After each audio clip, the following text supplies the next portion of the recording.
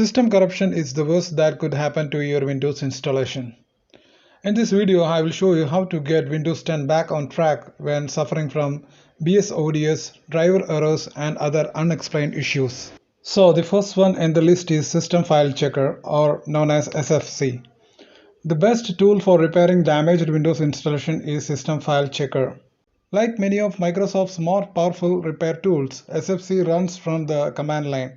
After executing the program, it inspects Windows for sign of damages. When it detects a damaged file, SFC automatically repairs them. So I'm going to show you how you can run the SFC using the command line and get your system repaired. You have to take the command prompt and run the command prompt as system administrator.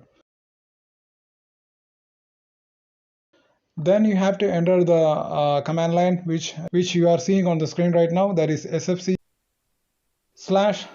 now. It will take some time to complete the process.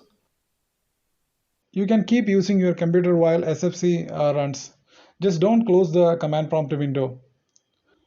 Once the process is finished, you will get one of the following messages which you are seeing on the screen right now.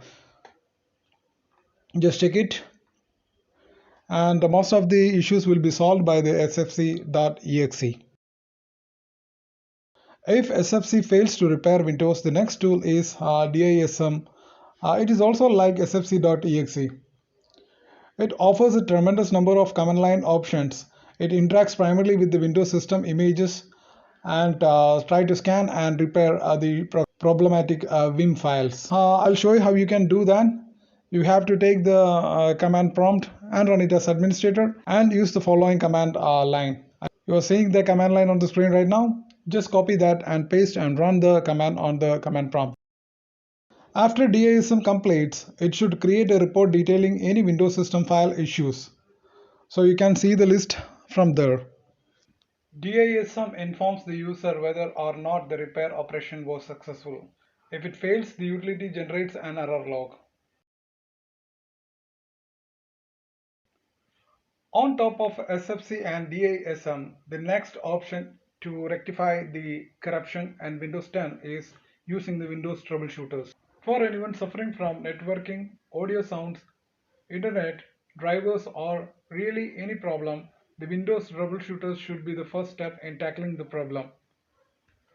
So I'll show you how you can do that. First you have to launch the control panel, and from the view menu, select large icon or small icon and just click on view all to see the settings and follow the steps which I have mentioned in this video.